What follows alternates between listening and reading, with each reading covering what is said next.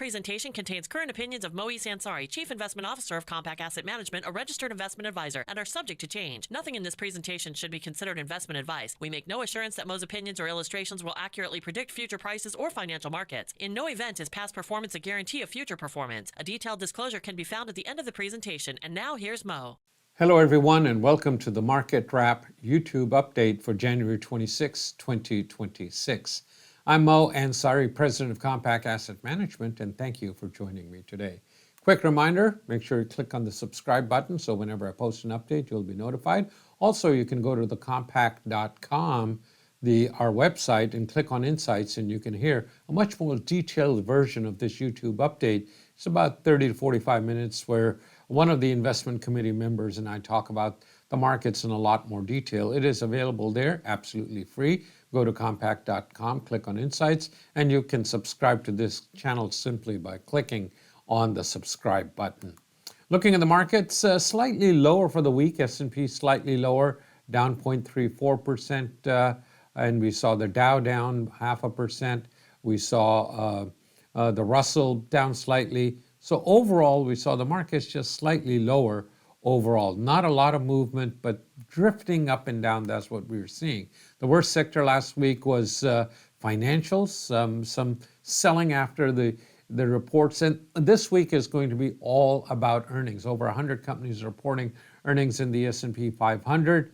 Meta is going to report, and I believe Apple is going to report earnings for the quarter, and that I think is going to be the driving force of the market this week. But energy was the biggest gainer last week. We saw financials was the worst on the downside. Real estate also lower as interest rates ticked up a little bit, but they came back down today.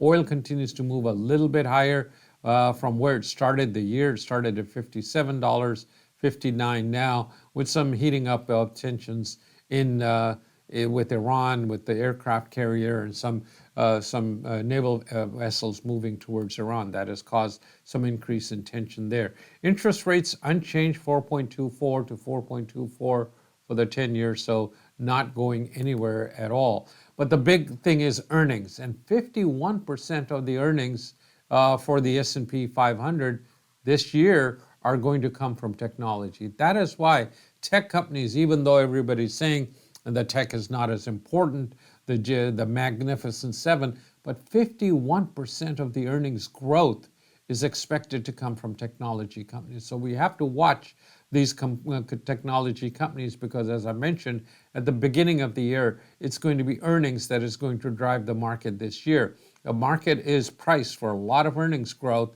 and we have to get those earnings to justify where we are today in prices. Looking at last week, we saw consumer confidence rose a little bit. We saw PMI also ticked up, and the PMI for the service sector was unchanged. Looking at this week, not a lot of data coming out. We see initial claims come out.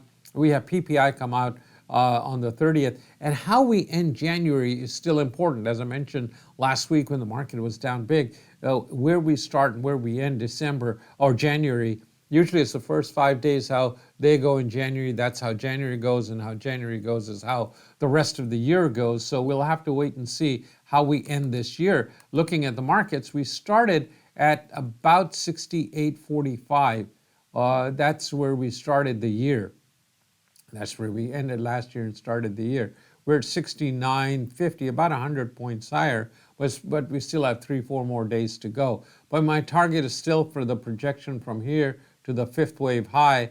We're still projecting around 71.5 to about 71.75 is what this projection comes up to, and I'm still holding to that before we see a fifth wave high. We've already made a new high, so we've completed the fifth wave. It's higher, made new all-time highs above this high that we made in October of last year. So as long as we've already made new highs, but the Fibonacci projection is telling a little bit higher prices. Same thing with we came down, tested the 20-week moving average last week. At the beginning of the week, popped right back up from there. So we're still holding up okay. And this is the NASDAQ, again, the fifth wave projection coming in somewhere around 25.2 to 25.4. We're at 23.6, so another couple thousand points, 7-8% higher than where we are right now for the NASDAQ is what we're looking at. And we did not make all-time highs like we did in October of last year. We have still not made new all-time highs in the NASDAQ. So NASDAQ, again, but it looks better with a third wave and a fifth wave projection still higher.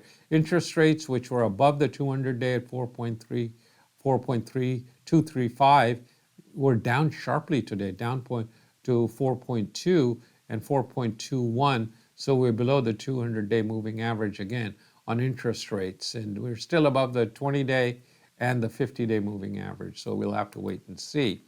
Gold continues to make new all-time highs, but it has gone parabolic. Like we saw here, it went up dramatically. Then we saw a big decline here for the fourth wave.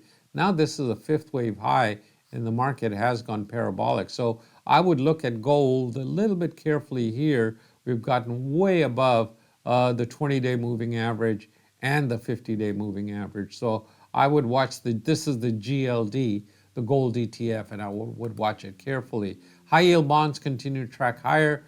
Today we're up slightly, which is always a good sign.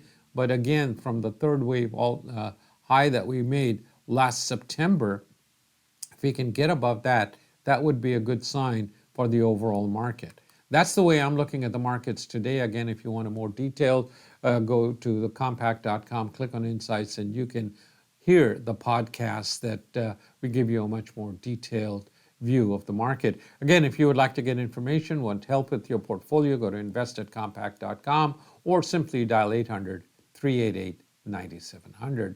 Those are my views. Those are my thoughts this morning. I will be back with you next week. Until then, good trading.